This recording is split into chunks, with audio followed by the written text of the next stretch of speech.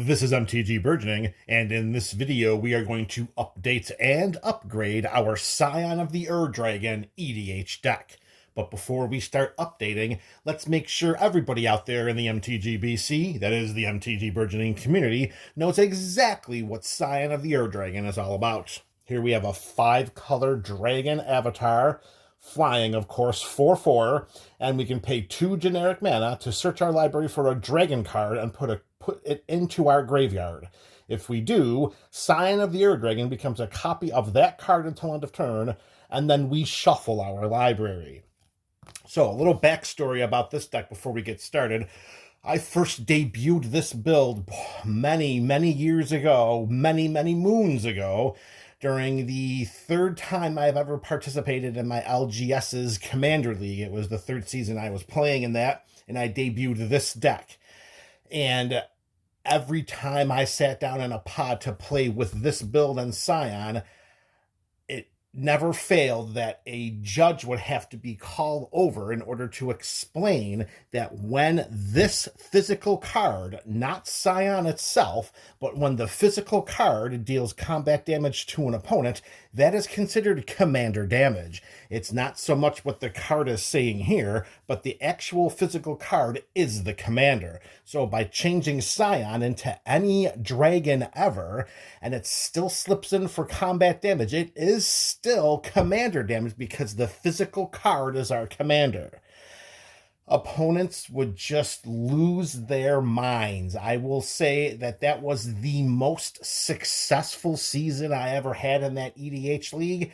I did fall short of winning the overall championship pot at the end of the season, finishing third. Just couldn't get the right cards at the right time. But I never earned more wins and store credit and points with any other deck than this Scion deck. So whenever I would sit down at the table, I would have my commander like this, and they would say, "Who is your commander?" I'd flip it over, and I would say, "Every dragon ever." That is Scion of the Ur-Dragon. That's a little backstory on the amazing dragon commander that I roll with. I shun the Ur-Dragon. I shun Tiamat, not because I don't think they're good, not that I don't think they're powerful. It's because I love Scion, and I always will. So that is Scion of the Ur-Dragon.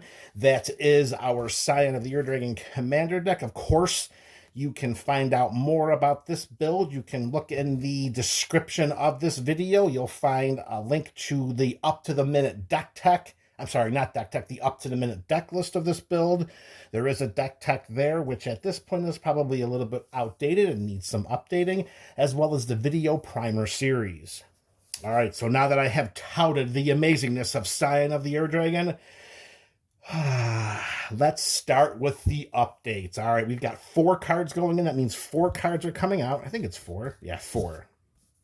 All right, so the first card going in, not a great deal of fanfare with this card, but it's still a good card to include, and that is going to be Maelstrom of the Spirit Dragon. So here we have a third land that deals with the Spirit Dragon. Of course, everybody knows who that is.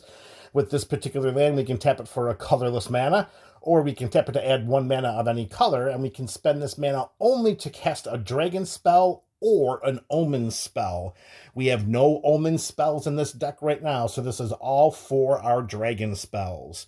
And the last block of text here, we can pay 4 generic mana, tap Maelstrom of the Spirit Dragon, and sacrifice it to search our library for a dragon card, reveal it, and put it into our hand. So here what we're doing is we're paying colored mana for our dragon spells, but we still have the ability to add a colorless mana as well. And in a pinch, we can pay 4 sacrifices to put a dragon card into our hand. Why do we want to put a dragon card into our hand from our library when we want Scion to become that creature instead? Well, we have a lot of ways to sneak dragons onto the battlefield. If you look at the current 99 of this build, and if we have 1 or more of those cards on our side of the battlefield, it behooves us to get as many potential dragons from our library into our hand as possible so that we can lighten the load on Scion. Believe you me, I want nothing more than Scion to one-shot opponent after opponent, but sometimes that's not what the script calls for. And if we have one of those sneak into play cards, Maelstrom of the Spirit Dragon can help make it go even faster. So with this land going in, if you're familiar with these up and up series, generally if we put one land in, one land has to come out. That's usually how it goes. Once in a while, there's a different type of explanation for why it doesn't. But here with Maelstrom of the Spirit Dragon going into the 99, it's going to replace Haven of the Spirit Dragon. Now here we have a very similar card to what Maelstrom of the Spirit Dragon is. In fact, for a Dragon for Dragon standpoint, the first two abilities are identical. Both of these lands tap to add a colorless mana, and both of these lands tap to add 1 mana of any color that we can only cast on a dragon creature spell, keeping in mind that we don't have any omens in the deck to take advantage of the Maelstrom of the Spirit Dragon's second ability. So the first two abilities are identical on these two cards, so it comes down to that last ability. So if you remember, Maelstrom of the Spirit Dragon lets us search our library for a dragon and put it into our hand, where Haven of the Spirit Dragon, for half of the mana investment, this is 2 colorless mana instead of 4, we sacrifice it, and then we return a dragon creature card or Eugen Planeswalker card from our graveyard to our hand. Side note, Eugen is not in this build. There are no Eugen Planeswalkers in this build. So what we're looking at here is paying 2, sacrificing Haven to bring a dragon from our graveyard to our hand, versus paying 4, sacrificing Maelstrom of the Spirit Dragon and searching our library for a dragon and putting it into our hand. So what we're looking at here is we have a half the mana investment in the Haven versus the Maelstrom. However, we have a great deal of recursion in the 99 of this build already.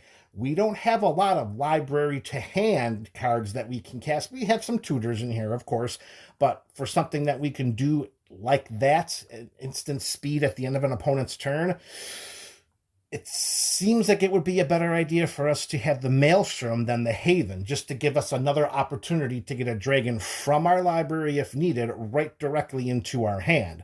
As I said, we already have a bunch of recursion spells that we can get from our library here, and Scion dumps dragons into the graveyard like nobody's business. So we're going to slightly weaken our recursion spells and abilities by replacing Haven with the Maelstrom, but in so doing, we give ourselves another avenue to finding a dragon, which there should be more of in the library than there will be in the graveyard. So we're going to see how that goes. Maelstrom is in, Haven is out. All right, MTG BC, card number 2 going in. All right, here we go. The second card going in is Scion, Soul of Flame. Yes, okay, now, I understand. I have been a proponent throughout my time as a Magic the Gathering player that if we're going tribal, every creature in the deck must be of that tribe. I'm extraordinarily stubborn about that. I am inordinately difficult when considering trying to bend those rules. Here, it makes sense to do so, and I'm going to explain why. Even though Scion is a human shaman, he's not going to be a human shaman throughout the game. For 1 in Izzet colors, we have a 2/4 legendary creature here in Scion, of course, that reduces the cost of our dragon spells by 1 generic mana. Unfortunately for us, Scion is a straight Wooburg, outside of commander tax, of course, and let me assure you, I'm not sure that a mid to long game of Commander played with Scion has ever resulted in me not paying commander tax. There have been many instances in which Scion comes down and a few turns later the game is over, but there are many, many times I can remember having to pay that commander tax. Scion helps to reduce that by 1 colorless mana. That's not really the reason he's in here, or we would have those other cards in here that reduce our dragon spells by 1 or 2 generic mana. More importantly is the block of text after that, which says whenever a dragon we control enters, we may have Scion become a copy of it until end of turn, except its name is Scion Soul of Flame, and it's legendary in addition to its other types. So just think about that for a moment.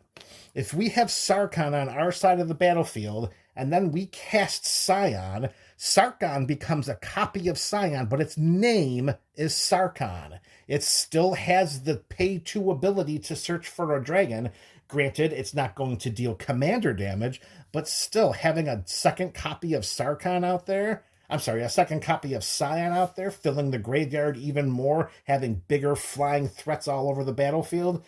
And that's just casting our commander with Sarkhan on our side of the battlefield. Look at all of the dragons that we have. How about an additional Terror of the Peaks?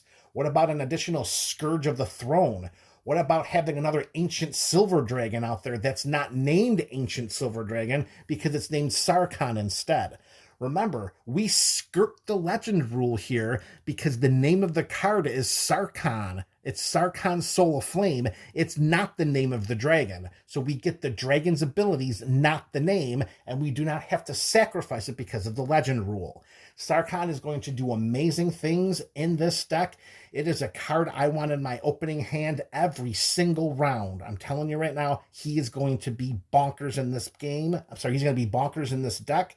And I'm very happy to have finally gotten a copy of him in the Tarkir Dragonstorm Commander deck.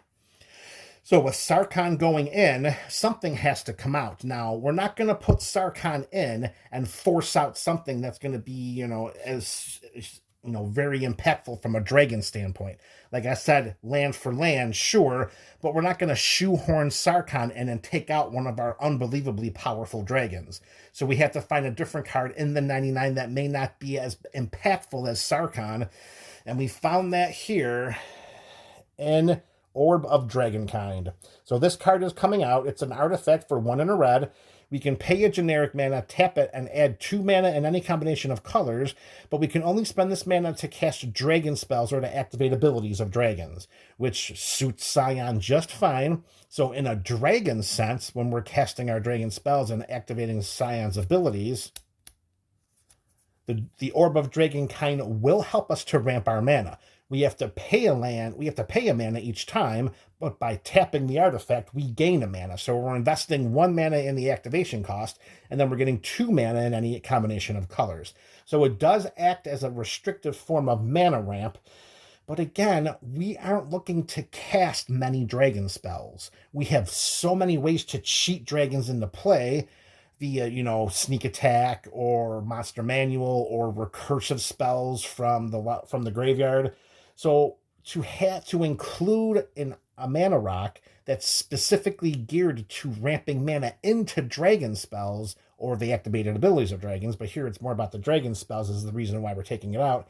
It doesn't make much sense for us to hold on to a card because Sarkhan can come in its place at almost the same mana value. And in fact, if we were to activate the orb 1 time, that would bring the mana value of the orb and its first activation to the same amount of mana needed to cast Sarkhan. It just makes a lot more sense for this deck to roll with Sarkhan over the Orb of Dragonkind. If we can use that mana in any way, then there's no chance this artifact comes out. But that restrictive ability, having to only be able to cast dragon spells, granted, in our opening hand, that means that we can ramp Scion onto the battlefield that much more quickly. That is where we might hurt a little bit losing this artifact. But again, it is a mana rock. It is susceptible to removal. Well, like Sarkhan wouldn't be. It's not like we can shoehorn another 3 visits or Nature's Lore or Farseek into the 99 because we already have those copies in this build. So for Orb of Dragonkind, if it's not in our opening hand, we're not really too interested about casting it later in the game. At least I haven't been, and I would certainly not mind casting Sarkhan at any point during the game. Now, of course, there is its other ability of paying a red mana, tapping and sacrificing it to look at the top 7 cards of our library, and then we may reveal a dragon from among them and put it into our hand. That does have the potential to put a dragon into our hand, but the top 7, it's not like we're running with 40 dragons. So if we're looking at the top 7, that's 1 out of a 13 shot. So of those 13 times that we can reveal 7 cards, the odds say we should reveal 1, maybe 2 dragons each time we do that. So we could end up whiffing. We don't have a ton of dragons to make this a guarantee. So with all of that uncertainty and the restrictive mana ability, to me it makes sense to take out the orb in place of Sarkhan. Trust me, we're not going to miss out on the mana ramp here. This deck is loaded with it. We are going to be just fine. All right, so we're halfway in. 2 cards in. We got 2 cards coming out. Scion is looking happy. Oh, but you haven't seen anything yet. Just wait. All right, card number 3. Are you ready for this? This is going to be a game changer. Not as big of a game changer as this card, but this card is going to definitely help. Here we have it. You knew it was only going to be a matter of time. Dracogenesis. We have an enchantment here, 6 and 2 red mana. We may cast dragon spells without paying their mana costs.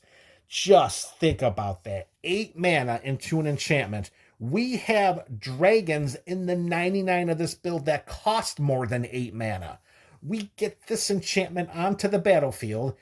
It being an enchantment is going to give us a little more staying power because creature removal, artifact removal, even planeswalker removal, but strictly enchantment removal, or somebody running to burn an assassin's trophy or generous gift, which very well could happen because if that hits the battlefield and there's open mana, somebody might be trying to get rid of that immediately. And if somebody doesn't, then we are going to have a field day if we have a grip full of dragons in our hand, or if we have an ancient silver dragon running around the battlefield allowing us to draw cards after rolling d20s.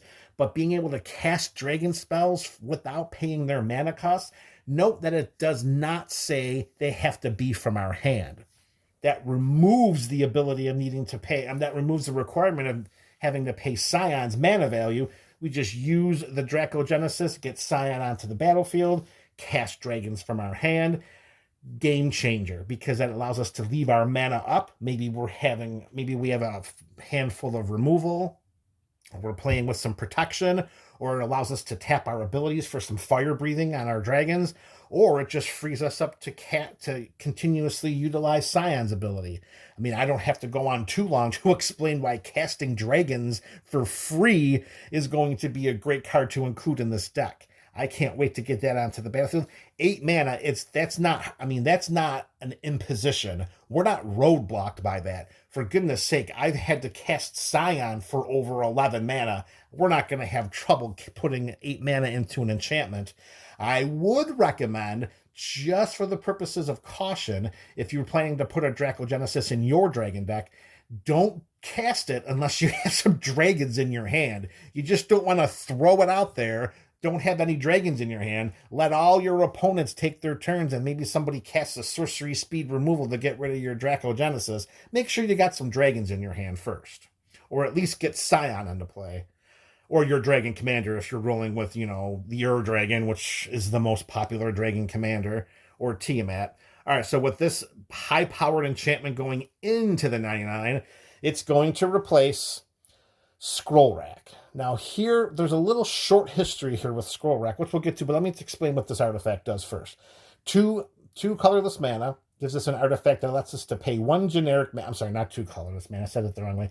2 generic mana to cast, 1 generic mana to activate, and then we tap it, and then we exile any number of cards from our hand face down. For though we put those cards from the top. Geez, hang on a second. Exile any number of cards from our hand face down. Put that many cards from the top of our library into our hand, then look at the exile cards and put them on top of our library in any order. So Scroll Rack had served the purpose, and the primary reasons we were keeping Scroll Rack in our hand, in the deck, adding it in the first place, was to keep the potential of combos alive. This was added years ago to this deck. Many, many moons ago, this was added to the Scion deck, primarily to preserve the Molten Steel Dragon Skithiryx combo. You needed to have those 2 dragons in the 99 with Scion. You would activate Scion's ability, hold priority, activate it a second time, and then you would have the first ability become Molten Steel Dragon. You would pay 12 life, or you would pay the equivalent of 6 Phyrexian red mana. Is it 6? Yeah. You would pay the combination of 6 Phyrexian red mana, which is either 1 red mana or 2 life, to give Scion the +6/+6. Then the second activation kicks off and it becomes Skithiryx, and then you swing for 10 infect and kill your opponent with 10 poison counters. That was the primary reason Scroll Rack was added to this deck, is to keep that combo alive. The secondary reason was in case our hand was getting filled with too many dragons that we wanted in here so that we can make copies of Scion so that we can make those dragons, so we can make Scion become copies of those dragons. We were easily able to do that with Scroll Rack, because all we had to do was to get the cards out of our hand, put those cards from our library into our hand, and then we just play one of our fetch lands, tap it, sacrifice it, shuffle up the library, and then we're all set. Or maybe we already have Scion in play, and we can just activate its ability that way. So those were really the only reasons why Scroll Rack was originally added to this Scion build. Now, again, that was over 5 years ago. It's a little bit different now. And was it over 5 years? Probably around 5 years ago. Back then, the dragons themselves were not as powerful as they are now. So, in addition to that, we didn't have other great ways to get them onto the battlefield, sneaking them into play outside of like Sneak Attack, Quicksilver Amulet. Quicksilver Amulet isn't even in this build anymore thanks to Monster Manual. So for us, what the thought process is instead of worrying about the using of Scroll Rack to put dragons back onto the top of our library, or at least into the library so Scion can activate its ability and become copies of it, let's just get rid of the Scroll Rack, use the Dracogenesis, so that if we have those dragons in our hand, we'll just straight cast them through the use of casting them without paying their mana cost, and then Scion can just maybe lighten the load a little bit. Not that Scion isn't going to be out there one-shotting or attempting to one-shot opponents. I just think that the Dracogenesis is going to help the overall strength of this build if it replaces Scroll Rack, because we no longer have to worry about just having that one combo, the Molten Steel Skithiryx combo that has taken out so many opponents in the past. Now, to be quite honest, over the last several times I've played this game, the first activation of Scion for me is usually the Ancient Silver Dragon. I'll deal 8 points of commander damage with Scion, I'll roll a d20, let me draw a ton of cards. Hopefully I draw a ton of cards. I mean, on average, you're going to draw 10. Hopefully you can draw at least that, and then have no max hand size for the rest of the game. So you just got those dragons sitting in your hand. You got maybe your Dracogenesis is there, maybe your Monster Manual, maybe you got your Sneak Attack, and then you got your graveyard here with your recursion spells of Patriarch's Bidding and Living Death. And I just think that overall Dracogenesis is going to help us more than Scroll Rack will. And we're just going to roll with that, and if it doesn't work out, then, well, Scion comes back to the drawing board in another Up and Up series. Another Up and Up episode. We will see. All right, here we go. I'm going to go out. I don't know if this is going out on a limb, because this is just my thought process as a process of it with Scion. But this card right here is going to end up becoming the single most impactful card in the 99 of any Scion deck in the game of Commander. I'm going to say that. I cannot wait to get this in here. I cannot wait to do that. The fourth and final card going into the Scion deck in this video. This is a game changer. This is going to resonate forever. The Colossal Grave Reaver. Here we have a 7/6 flying dragon, of course, for 6 in Golgari colors. When this creature enters or attacks, we mill 3 cards. Whenever one or more creature cards are put into our graveyard from our library, put one of them onto the battlefield. Let that resonate for a second as I reread it. Whenever one or more creature cards are put into your graveyard from your library, put one of them onto the battlefield. I'm actually going to read it a third time while I point to Scion so that you can see the emphasis of what these 2 creatures are going to do from a synergistic standpoint. Whenever one or more creature cards are put into your graveyard from your library, put one of them onto the battlefield. Scion says, search your library for a dragon card and put it into your graveyard. If the Colossal Grave Reaver is alongside Scion of the Ur-Dragon on our side of the battlefield, as long as we have the mana to activate Scion's ability as many times as we want, Each time that ability resolves, whatever dragon is put into the graveyard is going to is going to be put onto our side of the battlefield through the Colossal Grave Reaver's ability. Just be careful, don't make it a legendary creature. If you activate Scion's ability and you put a legendary in here, and we bring that legendary into play, we either sacrifice that legendary or we have to sacrifice Scion. So you got to be real careful about that. You probably don't want to sacrifice Scion because then you're going to end up losing all of those other potential activations of his ability. Can you just imagine what you could do? Imagine you have these two cards and you have 10 mana to spend. The game is over. The game might be over with 6 mana. Colossal Grave Reaver is the number one. It is the first card you have to add if you're planning to build Scion of the Ur-Dragon. There is no other card that will be as impactful for decks that are piloting Scion than the Colossal Grave Reaver. This is an absolute game changer, and I don't mean one of those cards that Wizards thinks is overpowered in your different tiered decks. I'm saying this is the most impactful resonating card you're going to put into a Scion of the Ur-Dragon deck. And you don't even need to have both of them on your side of the battlefield in order to do some kind of ridiculous shenanigans. I'll get to that in a moment. But with the Colossal Grave Reaver going in, as we said earlier when we were talking about a land-for-land swap, we do have to identify a dragon to take out. Now, I'm going to take a moment here to just put a disclaimer into place. I love this dragon. I have this dragon in other Wooburg decks. I love this dragon. I love its abilities. I love what it can do. I'm not in love with Scion becoming a copy of it. If I am going to activate Scion's ability, I need to do so with the idea that it's going to be an impactful amount of commander damage, or it's going to give me an ability that I just can't turn down, like the Ancient Silver Dragon withdrawing cards by rolling a d20, or the Ancient Copper Dragon doing the same thing, but instead you're creating treasure tokens. I need the dragon to be either a killer in the air or a killer for my side of the battlefield.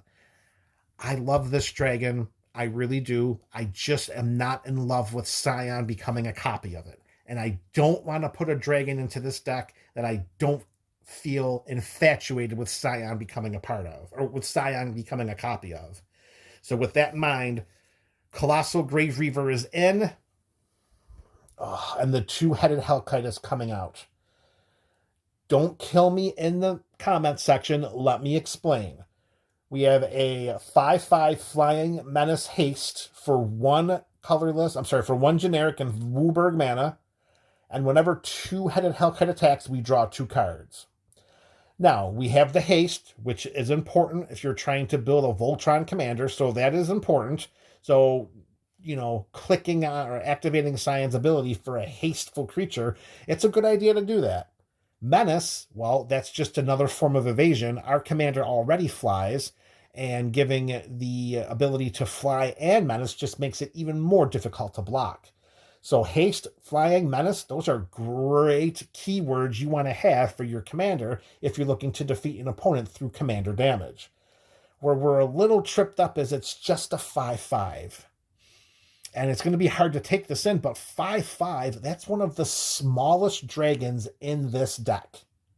5/5 is one of the smallest dragons. Love the keywords, but the 5/5, that's not even 20% enough. That's not even 20% commander damage to win the game. I know it's 5 out of 21, but it's still under 20%. No, actually, no, that's 24. That's probably like between 23 and 24%. Okay, so I take it back. It's a little less than 1/4, or it's a little more. It's a little less than 1/4 of the commander damage needed to kill an opponent.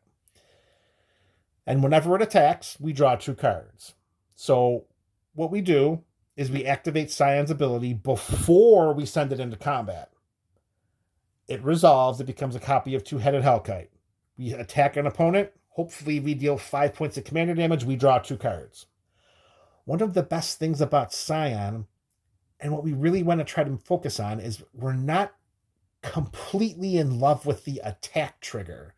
We are much more in love with the when it deals combat or when it deals damage to an opponent trigger. The attack trigger lets our opponent know, okay, it's just a 5/5. We don't have to worry about anything here. We don't even have to worry about blocking.